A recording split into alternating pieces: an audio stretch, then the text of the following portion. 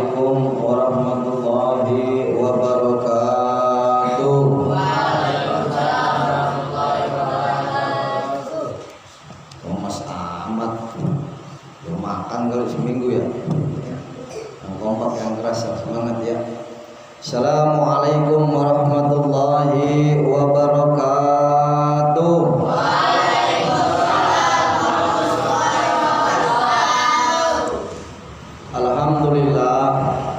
Alhamdulillahilladzi lahu ma fis samawati wa ma fil ardh wa lahul hamdu fil akhirati wal hakimul khabir. Asyhadu an la ilaha illallah wahdahu la syarika lahul malikul haqqul mubin wa asyhadu anna Muhammadan abduhu wa rasuluhu as-sadiqul wa'dil amin. Ya qawiyyu ya matin aqbisal dhalimin la haula wa la quwwata illa billahil aliyil azim. Allahumma shalli wa sallim ala sayyidina wa habibina wa syafi'ina sayyidul mustafa rasulillahi Muhammad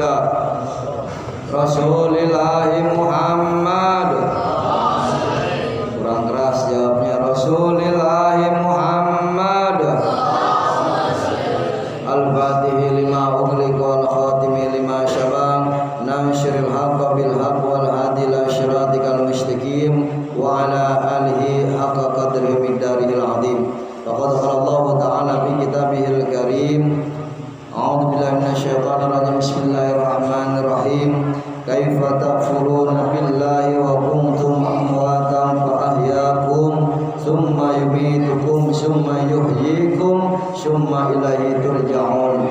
Wa qala Nabi Muhammad sallallahu alaihi wasallam al-mautu jisru yusallu al-habibu ilal habib. Syara'allahu al-aliyul azim wa balagha rasulun nabil habibul karim wa nahnu dzalika minasyahidin wa syakirin walhamdulillahi rabbil jamaah dimulakan Allah subhanahu wa ta'ala. Alhamdulillah kita selalu bersyukur kepada Allah dengan selalu mengucapkan kalimat alhamdulillah tak henti-hentinya kita ucapkan dari mulai melek mata sampai mermata tak luput kita selalu mengucapkan kalimat alhamdulillah. Makanya baginda Rasulullah SAW mengajarkan kita apabila kita terbangun dari tidur kita disunahkan untuk membaca doa bangun tidur.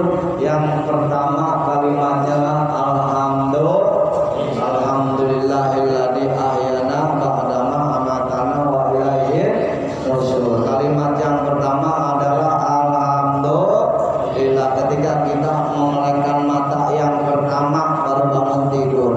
Ketika kita ingin tidur juga kita harus ingat kepada Allah. Makanya kalimat yang pertama adalah bismika Allah, dengan menyebut nama Allah. Ketika kita ingin tidur sebut nama Allah. Ketika kita bangun tidur kita bersyukur kepada Allah. Terus selanjutnya kita ucapkan karena dengan karunia limpahan nikmat yang begitu besar Allah berikan kepada kita, baik nikmat iman, Islam, taufik, hidayah, umur panjang, sehat walafiat. Alhamdulillah kita bisa sampai ke tempat ini untuk tujuan talabul ilmi, untuk tujuan yang kedua adalah berzikir kepada Allah, yang ketiga berselawat kepada baginda Rasulullah SAW, dan dilanjutkan nanti ada pembacaan tahlil tahmid dikhususkan untuk ibunda tercinta saya yang telah dipanggil Allah Subhanahu wa taala hari Minggu kemarin. Jamaah dimulakan Allah Subhanahu wa taala. Salat serta salam juga kita sampaikan kepada baginda Nabi besar Muhammad sallallahu alaihi wasallam, juga para keluarganya, para sahabat serta para keluarganya sampai yaumul qiyamah. Insyaallah termasuk kita di dalam golongan amin ya rabbal. Jamaah dimulakan Allah Subhanahu wa taala. Apabila kita mengingat tentang yang namanya 7 harian, ada juga disebut 3 harian, 7 harian, 40 harian, ada juga yang disebut 100 harian, ada juga yang disebut 1 tahunan. Pasti kita identik berpikir tentang yang namanya kematian. Bicara kematian ada 2 hal. Ada 2 hal kematian. Yang pertama adalah kematian secara husnul khatimah, kematian yang diridhoi Allah Subhanahu wa taala, kematian yang membawa iman kepada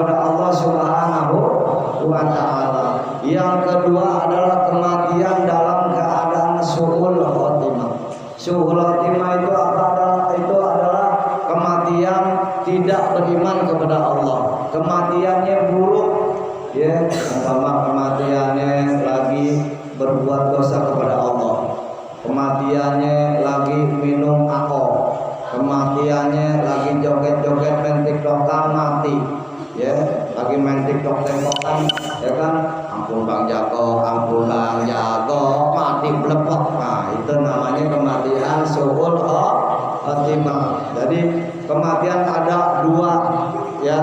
Jadi yang pertama kematian husnul khotimah, mati dalam membawa iman kepada Allah. Yang kedua suul khotimah, kematian di dalam tidak beriman kepada Allah atau sedang berbuat dosa. Bagaimana Ustaz supaya kita matinya dalam keadaan husnul khotimah?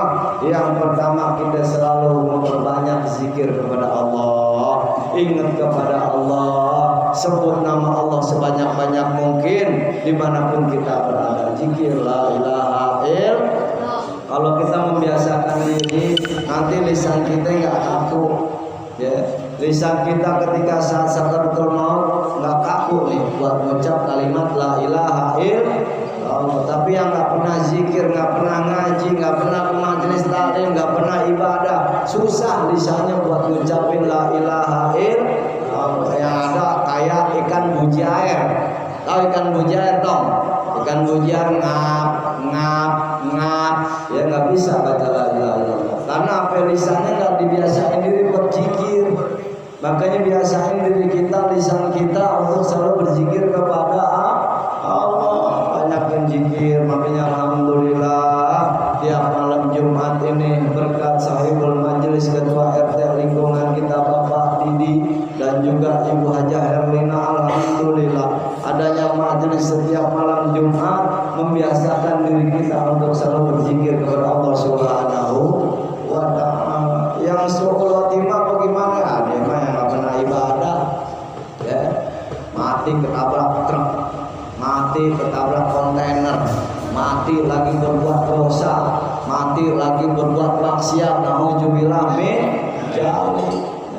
Bagaimana kita untuk supaya mati dalam keadaan husnul khotimah? Banyak zikir, banyak berbuat baik, akhlak kita jaga, jangan macam-macam main tiktokan yang nggak bener, ya, main tiktokan joget-joget di jalanan sehingga orang gelo, ya, jangan, ya, lagi main tiktokan kongkong ngek mati lah, PA, mati dalam keadaan PA, ya, suul khotimah lagi main tiktokan mati.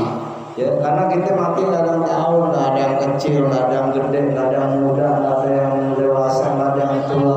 Mati kita nggak ada yang tahu, dan juga nggak tahu kondisi kita mati.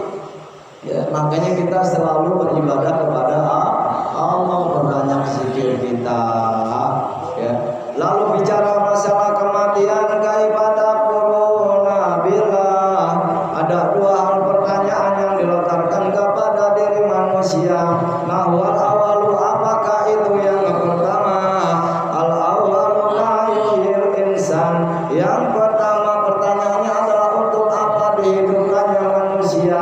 Yang kedua pertanyaannya adalah ma khalaqatul insan. Yang kedua adalah untuk apa diciptakannya manusia. Dua hal. Kalau kita ingat kematian, dua hal pertanyaan yang dilontarkan kepada diri manusia. Yang pertama, untuk apa manusia dihidupkan. Yang kedua, untuk apa manusia diciptakan. Yang pertanyaan langsung dijawab sama Allah Subhanahu wa ta'ala, untuk apa manusia dihidupkan. Kalau Allah ta'ala, bismillahirrahmanirrahim, kaifa taquluna billahi wa kuntum amwatan fa ahyakum tsumma yumitukum tsumma yuhyikum tsumma ilaihi turja'un. Kaifa taquluna billah, mengapa engkau ingkar kepada Allah? Wa kuntum amwatan, padahal lu awalnya mati. Fa ahyakum, lalu Allah hidupkan kamu. Tsumma yumitukum, lalu kemudian Allah matikan kamu lagi. Tsumma yuhyikum, kemudian Allah hidupkan kamu lagi. tsumma ilaihi turja'un. Kita semua akan kembali kepada Allah. Tuh, awalnya manusia mati. Ya, awalnya manusia mati. Ketika Allah menciptakan ruh, ya, ruh ini yang ada di dalam jasad kita. Kenapa jasad kita menjadi baik? Karena adanya ruh. Kenapa jasad kita bisa bergerak, bisa bicara, bisa mendengar, bisa berlari, bisa berjalan? Karena adanya ruh di dalam jasad kita. Ketika Allah nyiptain ruh, itu dalam keadaan mati. Lalu dihidupkan oleh Allah ruh sehingga ruh dapat bergerak. Hidup itu ruh. Kemudian Allah masukkan ruh tersebut ke dalam jasad manusia melalui proses kehamilan sang ibu.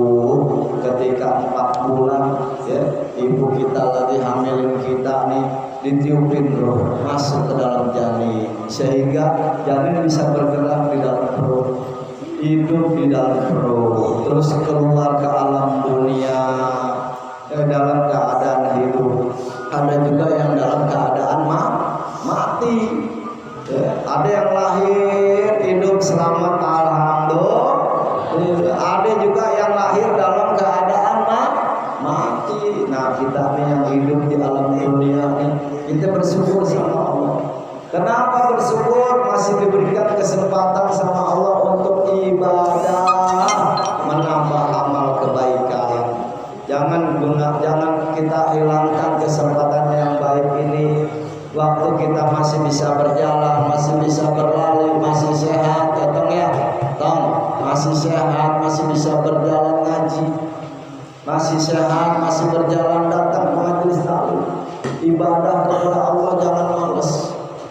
Ya, gunain waktu kita untuk beribadah kepada Allah, karena kita umur nggak tahu nih, kita pada kumpul di sini, nggak tahu besok pagi melihat bendera kuning, siapa meninggal. Ada yang dipanggil sama Allah, jangan-jangan temen gua lagi.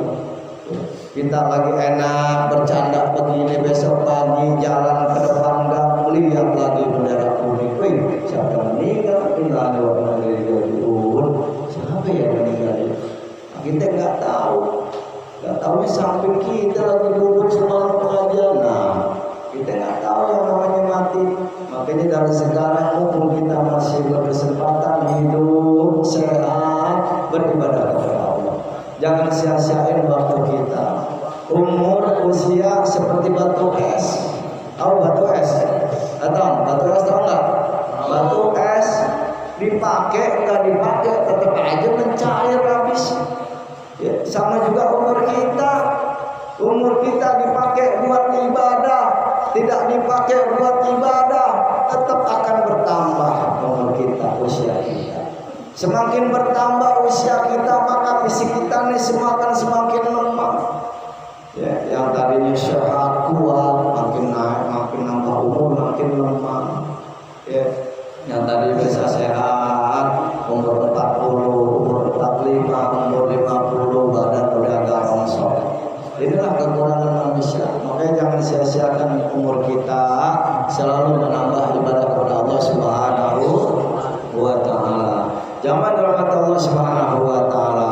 Itulah makanya kita masih hidup, jangan kita malas-malas buat ibadah, malas-malas buat ngaji, malas-malas buat majelis taklim, jangan. Ya, kita rajin-rajin ibadah kepada Allah Subhanahu wa taala mumpung umur kita masih hidup. Ya. Dan juga nih perlu diingat, kita dilahirin sama ibu kita. Ibu kita tuh bersusah payah ngelahirin. Taruhannya nyawa, ya, taruhannya nyawa ibu kita ngelahirin. Makanya setelah besar sayangin orang tua, ya, cintai orang tua. Ya.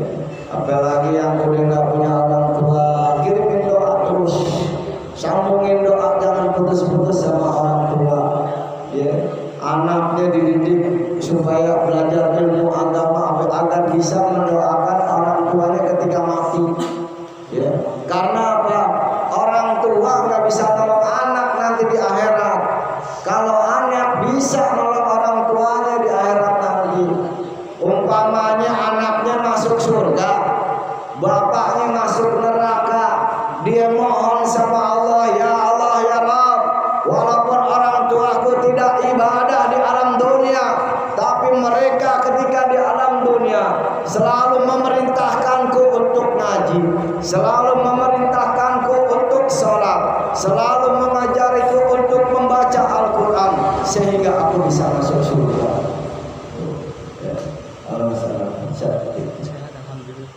Sehingga anak itu rajin dan bisa masuk ke surga. Mohon sama Allah, ya Rabb, ya Allah, ya Rabb, angkat orang tuaku dari dalam neraka, ya Allah, masukkan mereka bersamaku ke dalam surga. Masuk ke surga orang tuanya. Tapi sebaliknya, orang tuanya rajin ibadah, ya, masuk ke dalam surga. Anaknya bangor, ya, bangor, ya, bader kalau kata orang kampung bilang, ya, anak bader banget sih, ya. Disuruh ngaji kagak mau ngaji, disuruh sholat kagak mau sholat, disuruh pergi ke majelis taklim kagak mau juga. Akhirnya di neraka tinggal.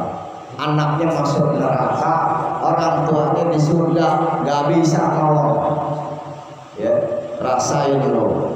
Makanya itu, ya, keutamaan daripada anak, keistimewaan daripada anak bisa mengangkat kedua orang tuanya dari neraka memasukkan ke dalam surga. Tapi sebaliknya, kalau orang tuanya masuk ke surga, dia udah ngajarin anaknya tapi anaknya nggak mau ngikutin, dia nggak mau sholat, nggak mau ngaji, nggak mau baca Quran, terus dia masuk neraka, orang tuanya nggak bisa nolongin. Dadah, selamat tinggal, emang enak lo di neraka, weh, gitu orang tua. Lah iya, lo dulu lagi di dunia, gue suruh ke Al-Ikhlas ngaji di majelis RT Didi, kagak mau. Suruh sholat kagak mau, suruh baca Quran sama Ustadz Muti kagak mau. Sekarang lo masuk neraka, bapak ibunya masuk surga. Dadah sayang, weh, emang enak lo. Makanya jangan jadi orang PA, suruh ngaji berangkat, ya, suruh sholat. Tapi anak bisa kata orang tuanya, ini kita nih di sini yang soleh semua. Ya, orang tua kita umpamanya di neraka kita tarik, kita mohon sama Allah, ya Allah, ya Rabb, kalau nggak ada orang tuaku aku nggak bisa ngaji, orang tuaku nyuruh ngaji, nyuruh sholat, nyuruh baca Quran, sehingga aku bisa masuk surga. Tuh keistimewaan anak. Ya, makanya kalau disuruh orang tua jangan ngelawan. Kalau udah nggak ada berasa. Kayak Ustadz ditinggal ibu sedih banget. Ya. Karena Ustadz sampai keramatnya udah nggak ada, dua-duanya yang bisa ngedoain itu udah nggak ada. Ya. Karena doa yang paling mustajab itu adalah orang tua kita, ibu dan ayah. Apalagi ibu, kata Nabi, ibumu baru ayahmu. Ibu disebut 3 kali sama Nabi. Makanya doanya ibu tuh mustajab, jangan lawan sama ibu, nggak boleh. Ya, lihat maling kundang, tahu maling kundang? Ya, tutup jadi batu, jadi itu batu. Ya, lihat tuh yang di daerah Aceh, manusia ikan pari, tahu nggak? Manusia ikan pari, anaknya durhaka sama ibunya dikutuk jadi ikan pari, bukannya lebar, kayak sampah, kupingnya panjang. Ada lagi manusia tikus, tahu tikus? Ya, melawan sama ibunya dijerokin, ditendang sama dia, akhirnya dikutuk sama ibunya jadi tikus loh. Ya mohon sama Allah, ya Allah, ya Rabb, aku yang melahirkan susah payah, ya Allah, ya Rabb, aku yang membesarkannya dengan jerih payah keringatku sendiri, ya Allah, aku bersusah payah membesarkan, mendidik anak tersebut, tapi saat ini anak tersebut durhaka, jadikan dia seperti tikus. Jadi tikus ini kayak jalan. Ada tuh di YouTube, ya, tikus, ikan pari, ada lagi yang kayak buaya. Nauzubillah men. Jadi jangan sampai malu sama orang tua. Ya, jangan. Yang ditutup jadi kodok belum ada nih. Ya, yang ditutup jadi kodok belum ada. Jangan sampai kita melawan orang tua itu. Jadi kodok, jadi orang awas jangan nawar sama orang tua nggak boleh, nanti kalau kehilangan baru berasa ya. Kayak Ustaz kalau pengen minta doa sama orang tua enggak ada, karena doa orang tua itu mesti aja. Ustaz kalau ada permasalahan kesulitan apa mintanya sama orang tua ya.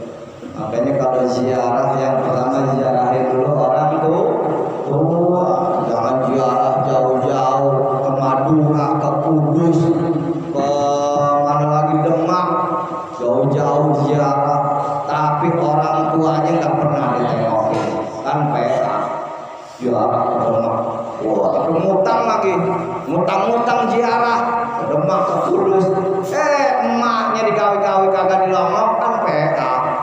Orang kawi-kawi tinggal longok doang, kagak dilongok, ziarah jauh-jauh ke Kudus, ke Demak, sampai ngutang-ngutang. Alhamdulillah min dari utamakan orang tua kalian.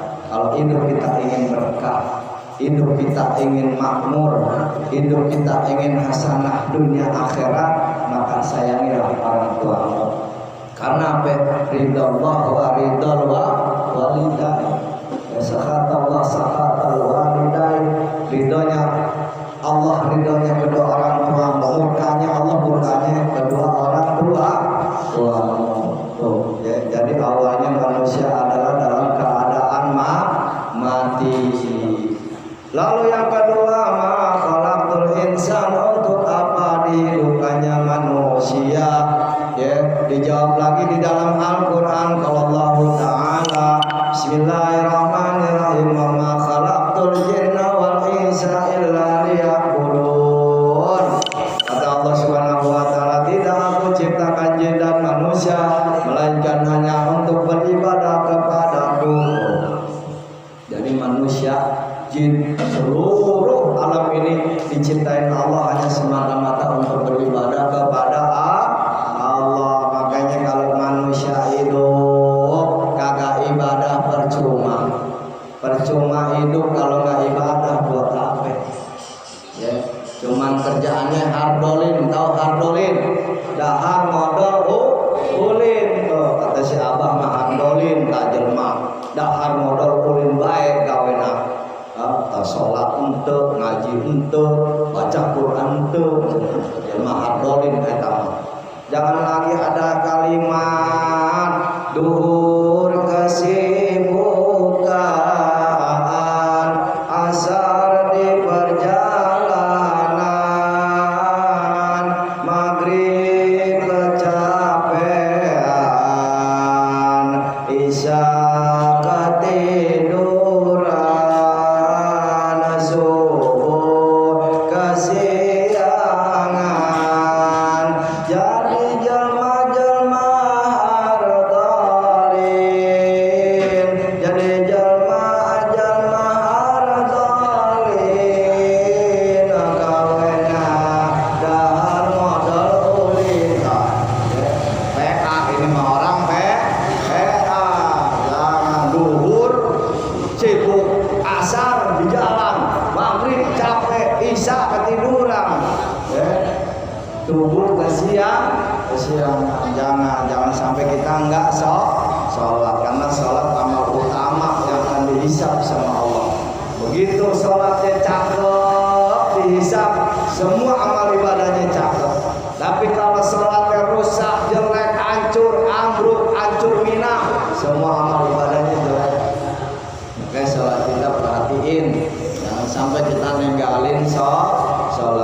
Apa tadi dua pertanyaan tentang diri manusia, tentang kematian. Yang pertama adalah untuk apa dihidupkannya manusia, semata-mata akan dimatikan kembali oleh Allah Subhanahu wa Ta'ala. Yang kedua apa tadi? Ma khalaqtul insan, untuk apa diciptakannya manusia, semata-mata diciptakannya manusia hanya untuk beribadah kepada Allah Subhanahu wa Ta'ala. Jangan dirahmati Allah Subhanahu wa Ta'ala. Mudah-mudahan dengan taklim ini kita menambah istiqomah di dalam beribadah kepada Allah Subhanahu wa Ta'ala. Mudah-mudahan sisa usia kita ini menjadi nambah amal ibadah kita kepada Allah Subhanahu wa taala, menjadikan diri kita masuk dalam keadaan husnul khatimah, mati membawa iman kepada Allah Subhanahu wa taala, mati dengan mengucapkan kalimat terakhir kita, berkalimatkan la ilaha illallah sayyidina Muhammadur Rasulullah. Jangan yang memuji Allah Subhanahu wa taala, marilah kita berzikir kepada Allah Subhanahu wa taala. Kita kirimkan doa kepada para orang tua kita, kepada guru-guru kita, kepada saudara-saudara kita yang telah mendahului kita. Mudah-mudahan Allah Subhanahu wa taala ampunkan segala dosa-dosanya. Allah berikan keluasan dan kelapangan di dalam alam kuburnya, diterima segala amal ibadah syahdu masa hidupnya di dunia. Amin amin ya rabbal. A'udzu billahi minasyaitonir rajim. Bismillahirrahmanirrahim. Allahumma shalli ala Muhammad wa ala ali Muhammad wa ala dina wa ala syariha wa ila hadratil